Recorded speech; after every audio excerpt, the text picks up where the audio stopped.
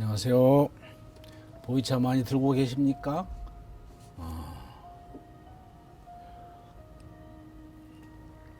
보이차에 대해서 정확히 많이 알고 싶으세요?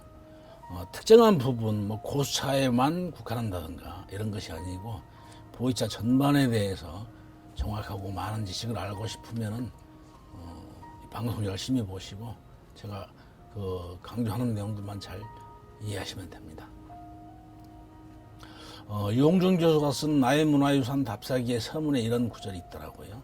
사랑하면 알게 되고 알면 보이나니 그때 보이는 것은 이전에 보던 것과는 다르나니라 라고.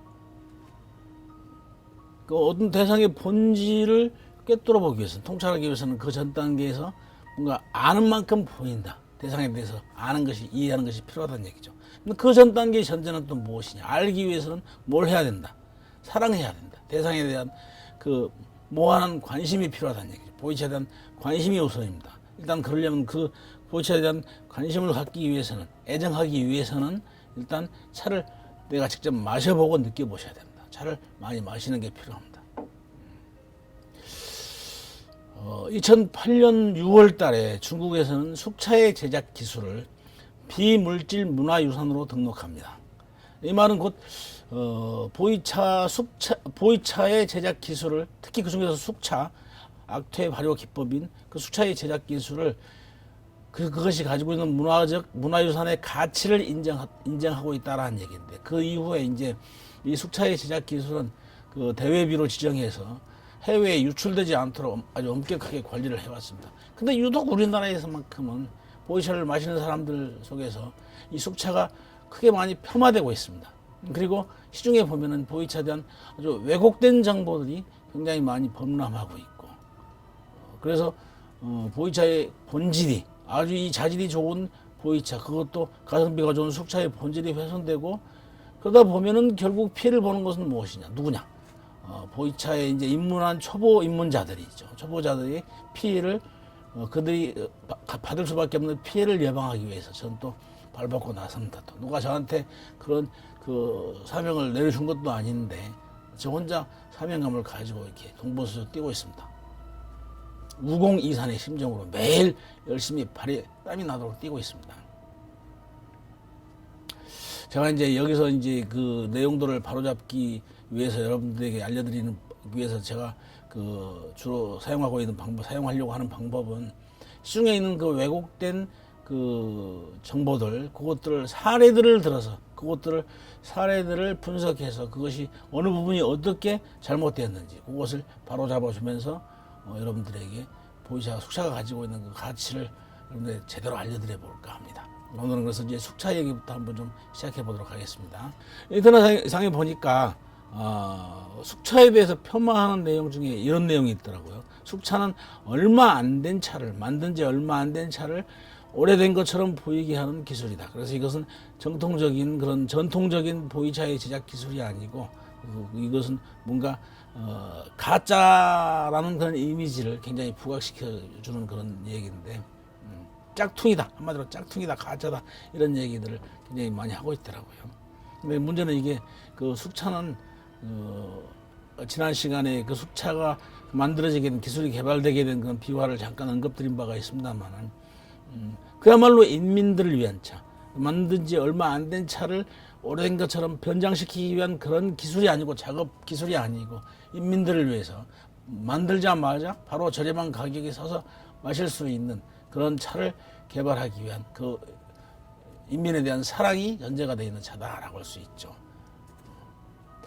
흔히들 이런 보이차에 관련돼서 유독 이런 얘기를 많이 합니다. 가짜다, 가짜 보이차라는 얘기가 많이 나옵니다. 이런 가짜 보이차라고 언급하는 사람들의 의도를 보면은 사실 그게 가짜가 아니고, 예를 한번 들어봅시다. 쑥을 뜯어가지고 그것을 보이차처럼, 병차처럼 기납을 해가지고 보이차다라고 팔았다라고 한다면 그것이 가짜 보이차가 되죠, 그것은. 근데 문제는 이건 가짜, 원료가 다른 것이 아니고 엄연히 다른 보이차를 가지고 그것을 뭔가 잘 팔리고 사람들한테 유명한 상표를 도용해서 짝퉁을 만들어냈다. 되게 이제 그런 차들을 언급할 때 사람들이 가짜 보이차라는 얘기를 하는데, 그건 이제 가짜 보이차가 아니고 엄밀하게 얘기하면 짝퉁 보이차다, 이런 식으로 언급할 수 얘기하는 게 정확하겠죠. 그러니까 그 숙차라고 하는 것은 보이차는 생차는 후발효차니까 후발효 기간이 굉장히 많이 걸리죠. 그래서 그런 단점을 개선해서 현대화한 차다. 이미 보이차는 생차보다 그 생산량이 굉장히 앞지르고 있고, 그래서 굉장히 많이 생산되고 있고, 거기에 따른 중국 내뿐만 아니고 외국에서까지 수요도 급증하고 있는 상황이니까 보이차는 숙차는 보이차 시장에서 굉장히 대세다라고 볼 수 있겠습니다. 예를 들면은 사진 하시는 분들이 필름 카메라가 그것이 카메라의 원조다라고 해서 요즘 디카는 니는 카메라가 아니야라고 그것을 무시하고 그것을 퇴출시키려고 한다면 그건 정상적인 그런 상황이겠습니까?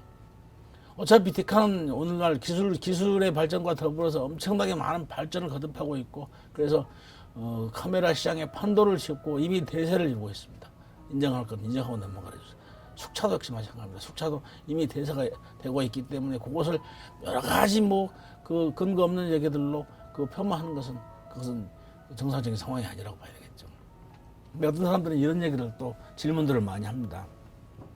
습창차하고 숙차를 만들 때는 역시 마찬가지로 고온고습한 그런 환경에서 숙차를 만들지 않습니까? 그건 악태 발효를 얘기하는 거죠. 악태 발효 과정이 습도가 굉장히 높은 환경에서, 거기서 또 높은 태원이 나와서 고온고습한 환경에서 숙차를 만들지 않습니다. 그렇다면은 습창도 역시 고온고습한 환경에 차를 집어넣어가지고 만드는 것이니까 어차피 그거나 비슷한 거 아닙니까? 습창차가 뭐가 문제가 있습니까? 라고 옹호하는 사람들이 있습니다.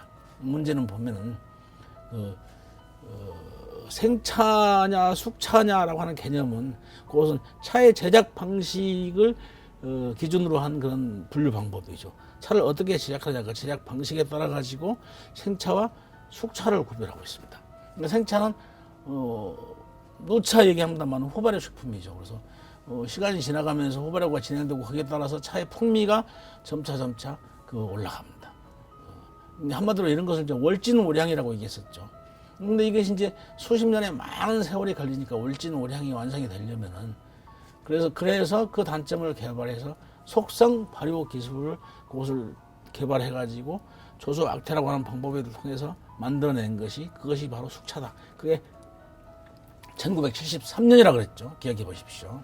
근데 문제는 거기에 비해서 습창차는 어떤 차냐?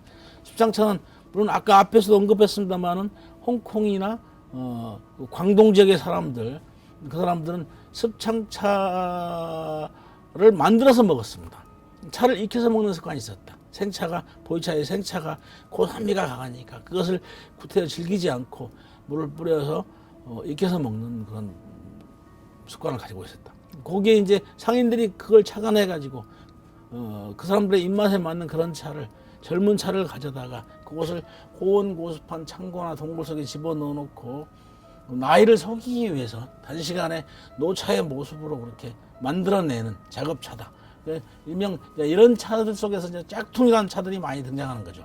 그렇게 해서 만든 차들을 오래된 차, 1940년대 홍인이 이전에 호급차니 임급차니 해가지고 그런 포장지를 씌워서 이렇게 오래된 차들로 판매하는 그런 경향이 시장에 많이 있습니다. 그러면 다시 한번 얘기하지만은 생숙으로 분류하는 것은 그 차의 제조 방법에 따른 분류죠. 근데 습창차라고 하는 개념은 그건 이미 생숙이라고 하는 것과 전혀 다릅니다. 왜냐하면은 습창이냐 건창이냐 하는 것은 차의 보관 방법, 만들어지고 난 이후에 보관 방법을 기준으로 해서 그걸 분류하는 것이기 때문에 생숙이 속해 있는 그 외연과 습창차가 속해 있는 그 외연은 전혀 다른 것이죠. 그러니까 전혀 다른 외연 속에 포함되어 있는 두 가지 개념을 숙차하고 습창차를 같은 그 기준으로 그것을 비교할 수는 없다는 얘기죠. 하긴 말 자체가 안 되는 거지만 그럼에도 불구하고 여러분들이 정확하게 이해할 수 있도록 그 이해를 돕기 위해서 제가 굳이 말도 안 되는 그런 그 비교를 지금 굳이 개념을 정확하게 정리해가면서 한번 해드리고 있는 겁니다. 근데 숙차는 차를 제작할 때 정확히 통제, 컨트롤이 가능한 공정에서, 그러니까 제어가 가능한 그런 공정에서 차를 만듭니다. 그 속에서 그 악퇴 발효로 가는 발효 기법, 그러니까 미생물에 의한 발효 방법에 의해서 차를 제작하기 때문에 컨트롤이 가능하기 때문에 거기서 만들어낸 숙차의 품질은 늘 균등한 차를 만들 수 있습니다. 균등한 품질을 가지고 있는 차가 시장에 출시가 되지만 습작차는 그거와는 전혀 개념이 다릅니다. 이미 만들어진 생차를 그것을 통제가 불가능한 환경에서, 그러니까 고온 고습한 환경이죠. 거기서 조작해서 만들어낸 차기 때문에 그런 환경에서 그 공기 중에 있는 그 유해성을 알 수 없는 그런 곰팡이들이 급작스럽게 번식 활동을 함으로써 제작이 됩니다. 그래서 거기서는 그런 그 고온고습한 창고 환경에서는 공기 중에 있는 그 곰팡이들이 어떤 비율로 어떤 곰팡이들이 거기에 작용하는지 그걸 알 수 없습니다. 그래서 신뢰성을 확보하기가 힘들다. 제가 이런 그 습창차에 대해서 부정적인 입장을 가지고 있는 이유, 늘 굉장히 많은 사람들에게 강조를 합니다. 습창차에 대해서. 물론 아까 얘기했지만 처음에는 이 차가 홍콩 지역 사람들의 입맛에 맞춰가지고 차를 익혀서 먹는 그런 입맛에 맞추기 위해서 만들어낸 차라고 할 수 있습니다. 그래서 그런 차를 오히려 선호하는 사람도 있습니다. 그건 제가 그것을 굳이 본인의 체질에 맞고 입맛에 맞기 때문에 난 이 차를 선호한다라고 하는 사람들에게까지 당신 생각을 바꾸십시오라고 내가 강요할 이유는 없습니다. 그렇지만 차를 잘 모르는 분들이 고가의 그 대가를 지불하고 비싼 대가를 지불하고 그 차의 내용과 걸맞지 않는 그런 그 나쁜 차를 사 마시는 것을 예방해 드리기 위해서 제가 습창차를 자꾸 말씀을 드린 거죠. 제가 그냥 부정적인 이유로 갖고 있는 첫 번째 이유는 그렇습니다. 초기에 그 습창차가 만들어졌던 것처럼 소비자들의 입맛에 맞추기 위해서, 그런 수요에 맞추기 위해서 만들어진 거다라고 하면 문제가 없습니다. 근데 요즘에 습창차의 그 경향은 나이를 조작하기 위해서, 나이를 조작해서 비싼 차로 팔기 위해서 만들어진 것이기 때문에 첫 번째가 정직성의 문제가 있다는 얘기죠. 정직하지 못한 차가 시중에 범람하게 되면 결국 보유차에 대한 진입 장벽이 높아져서 저변 확대가 어려워진다는 얘기죠. 또 두 번째는 그렇게 조작해서 만드는 차가 고가에 거래가 되기 때문에 그것이 문제죠. 너무 값이 고가다 보니까 사람들이 이거 보이차 한번 사 먹고 좀 나도 차 생활 좀 해보려고 그랬더니 이건 너무 비싸서 못 사 먹겠다, 못 하겠다, 이런 상황이 생기게 되는 거죠. 결국은 이제 저변 확대에 장애가 된다. 그런 점에서 제가 부정적인 입장을 하나 가지고 있고, 그 다음에 세 번째는 또 그 습창이라는 환경, 고온 고습한 환경에 장시간으로 차를 노출하다 보니까 거기는 아까 얘기했지만 유해성이 있는지 없는지, 그것이 어느 정도나 되는지 알 수 없는 곰팡이들이, 정체불명의 곰팡이들이, 유해 곰팡이들이 통제가 안 된 상황에서 지멋대로 막 달라붙어 가지고 변화가 되는 것이기 때문에 그것들이 그 차에 번식하게 되면은 결국은 그게 사람들의 입속으로 들어가는 거죠. 결국은 건강에 유해하기 때문에 이런 차들을 제가 시중에 찾아내 가지고 자꾸 이렇게 사람들이 마시지 못하도록 자꾸 이렇게 말씀을 드리는 거죠. 근데 문제는 이러한 그 환경에서 만들어진 유해 곰팡이들이, 지난 시간에 보이차에 보관해서도 말씀드렸습니다. 이 유해 곰팡이들은 결국 제가 이런 차들이 이거 뭐 위험해요, 드시지 마세요, 이런 것들을 강조하기 위해서 제가 드리는 말이 아니지 않습니까? 유해 곰팡이들은 보이차의 재배와 그리고 체험 그리고 제조 과정이 생기는 게 아니죠. 정상적인 과정만 거친다면 보이차는 워낙 자질이 좋은 찻잎이고, 그리고 그것이 오랫동안 습득된 그런 기술에 의해서 만들어진 차는 깨끗한 환경에서만 보관된다면 정말 좋은 차가 될 수 있는데, 그것이 이런 환경에서, 나쁜 환경에서 보관되면서 나쁜 유해한 물질들이 거기에 번식할 수 있다는 얘기죠. 유해한 곰팡이들이. 그러니까 곰팡이의 유해성 문제는, 유해한 곰팡이 문제는 결국 보이차의 본질과는 무관한 얘기다. 그것이 나쁜 생각을 갖고 있는 사람들에 의해서 거기에 더해지는 아주 흉측한 놈들이다라고 할 수 있는 거죠. 결국은 저는 늘 보이차에 대한 생각을 가지고 있습니다.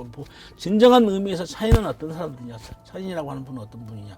제가 주변에 패친분께서 부산에 계신 제 패친께서 얼마 전에 페이스북에 이런 글을 올려놓으시더라고요. 그래서 저는 거기다 아무 거리낌 없이 금방 거기다 달았습니다. 홍익인간이다. 널리 사람들을 이롭게 하는 것이다. 애시당초 차가 맨 처음 차를 발견한 분이 누굽니까? 그분이 신농 씨죠. 신농 씨가 자기 건강을 해쳐가면서까지 그 산하에 있는 그런 풀과 나무의 잎을 씹어보고 독에 중독됐다가 그랬다가 이제 찻잎이 우러난 물을 그걸 마시고 그리고 독이 해독됐다 그러죠. 그때부터 차를 이제 발견하게 되었는데 결국은 그 차가 인류의 역사와 함께 하는 과정에서부터 결국 차에는 홍익인간의 정신이 배어 있습니다. 저도 늘 그것을 염두에 두고 그래서 좋은 차를 시중에서 깨끗하지 않은 차들을 걸러내고 좋은 차들을 소개하려고 하는 그런 의지를 항상 굳건하게 가지고 있습니다. 사실 보이차에 대한 용어라고 하는 것이 학술적으로 통일된 내용이 없습니다. 그래서 쓰는 사람마다 다 같은 용어를 다른 의미로 사용하기 때문에 대단히 그 초보자들 입장에서는 혼란스러움을 금할 수가 없는 상황입니다. 한 가지 예를 한번 들어볼게요. KBS 그 차마고도 제작팀에서 만들어낸 그 차마고도 2북이 있는데 거기에 그 71페이지 보니까 보이차의 숙차에 대한 그 소개를 하고 있는데 그 사람들이 소개하는 내용을 제가 한번 발췌해 봤습니다. 보이차 숙차는 후 발효가 어느 정도 진행된 차를 숙차라고 한다라고 이렇게 그 언급하고 있더라고요. 아까도 우리 앞에서 공부했습니다. 1973년도에 조수 악태 발효 공법에 의해서 인공 발효 보이차의 개발이 성공이 됐습니다. 그래서 이후에 75년도 이후에 대량 생산이 가능하게 되었죠. 그러니까 그 생차가 어느 정도 발효가 진행된 차를 숙차라고 한다. 이런 그 설명은 이미 숙차라고 하는 개념이 등장하기 이전에 73년도 이전에는 유용했던 개념이죠. 근데 이미 73년도에 새로운 개념이 등장했지 않습니까? 그게 물건이 등장하고 그런 그 개념이 등장하니까 거기에 걸맞는 어휘가 나타났단 말입니다. 그러면 그 어휘를 사용해야지 이전에 과거의 표현을 여전히 사용하려고 하는 데는 문제가 있다. 제가 그걸 좀 분석한 바에 의하면은 이런 표현을 사용하는 사람들의 의도를 좀 보면은 다분히 좀 권위적인 그런 냄새가 납니다. 나는 이미 73년 이전부터 차를 마셨다라고 하는 것을 자랑하기 위한 자신의 차력, 나는 30년 마셨다, 40년 마셨다 이런 것들을 은근히 내세우고자 하는. 그래서 나는 과거에 그런 그 내가 마시던 시대는 이런 용어를 썼어 하고 계속 그것을 권위적으로 드러내고 싶은 그런 의도가 전제되어 있지 않나라고 생각합니다. 언어는 그 언어를 사용하고 있는 언어 사회의 언중들, 그 사회의 구성원들입니다. 언중들의 무게적 선회가 무게가 선행되지 않는 임의적 변개는 불가능하다라고 하는 이런 그 특성을 가지고 있습니다. 이건 학술적인 규정입니다. 다시 한번 말씀드려 볼게요. 언어는 언중들의 무게가 선행되지 않는 임의적 변개가 불가능하다. 이것을 언어학에서는 언어의 사회성이라고 얘기합니다. 또 달리 아까 바뀌지 않는다, 바꿀 수 없다라는 이런 표현을 그대로 번역해서 한자로 불역성이라고 얘기합니다. 그럼에도 불구하고 언어는 이제 전제가 그 언중들의 무게가 선행이 된다라면은 신생, 성장, 사멸한다, 변화할 수 있다라고 하는 또 특징을 갖습니다. 그것은 이제 언어의 역사성이라고 얘기하는데 달리 가역성이라고도 표현하기도 합니다. 이게 이미 이제 숙차라고 하는 새로운 사물이 등장했고 거기에 따라서 이전에 쓰던 숙차, 그 생차가 어느 정도 발효가 된 차, 후발효된 차를 숙차라고 썼던 시대가 있었는데 그것이 이제 새로운 물건이 등장하면서 사물이 등장하면서 어휘가 전성됐습니다. 의미가 변화됐다는 얘기죠. 그것이 변화됐다는 얘기는 아까 위에서 언급했던 언어의 그 개념 가운데서 특성 가운데 언어의 역사성에 해당되는 거죠. 이런 걸 이제 어휘 전성이라고 합니다. 의미가 변화됐다는 얘기죠. 그러면 그것을 제대로 사용하지 않고 이전 표현을 그대로 사용한다는 것은 언어의 역사성에 위배되는 반역하는 그런 내용이다. 여러분들이 잘 알고 계신 내용 예를 한번 들어보겠습니다. 세종대왕이 지은 훈민정음 훈민정음 예의편의 어지 부분에 보면은 나란 말씀이 흉기게 달아 문자화로 서로 삼았디 아니할세 어린 백성이 니르고자 할 빼이셔도 라고 하는 구절입니다. 거기에 어린이라는 단어가 나옵니다. 이 15세기 중엽에 어리다라고 하는 단어는 나이가 어리다, 영어로 young 뭐 이런 의미를 가졌었는데 그게 아니죠. 그때 당시에는 의미가 어리석다라는 의미를 가지고 있었는데 이후에 어휘가 전성이 돼서 오늘날의 의미로 어리다라는 의미로 사용되고 있습니다. 지금 이제 그 옛날에 그 의미를 지금 오늘날에 사용한다면 사람들과 소통이 잘 되지 않겠죠. 차를 마시는 사람들끼리 서로 소통하기 위해서는 새로운 용어에 서로 동의를 해야 됩니다. 그래서 많은 사람들의 묵계가 필요한 거죠. 그 두 번째 이제 사례로서 인물과 땡땡 이건 뭐 고유명사니까 제가 굳이 정확하게 그 명칭을 밝히지 않겠습니다. 이런 그 잡지에 보니까 2010년도 1월 달에 나온 이 잡지에 보면은 생차를 곰팡이로 숙성시키는 습창 발효를 통해서 후발효가 된 차를 숙차라고 한다. 그렇게 후발효를 시키면은 숙차가 된다라고 이렇게 얘기하고 있습니다. 그러니까 후발효와 습창의 개념조차도 이해하지 못하고 더불어 그러다 보니까 생차와 숙차의 개념도 전혀 이해하지 못한 완전한 무식해에서 출발한 그런 그 얘기죠. 무식의 소치라고 볼 수 있습니다. 이제 이런 내용들이 초보자들을 헷갈리게 만든대. 그래서 나는 이런 것들을 하나하나 걸러내서 많은 사람들이 편히 이해할 수 있도록 도와드리려고 늘 그 발벗고 나서 이런 얘기를 말씀드리고 있는 겁니다. 사람들이 굉장히 숙차가 굉장히 좋은 자질을 가지고 있음에도 불구하고 숙차를 폄훼하고 무시하는 그런 경향이 있다. 전혀 그렇지 않다는 걸 제가 한 가지 정말 중요한 사실을 일러드리겠습니다. 미생물의 세포 속에 그리고 송이버섯이나 아니면 표고버섯, 와송, 아가리쿠스 이런 물질들의 이런 것들의 식품들에 보면은 식품이나 미생물 이런 것들에 보면은 베타글루칸이라고 하는 면역력을 향상시켜주고 항암력이 아주 높은 항암작용이 높은 그런 물질이 다수 포함되어 있습니다. 보통 우리 주변에서 요즘 암이 워낙 흔한 시대니까 이런 얘기 많이 듣습니다.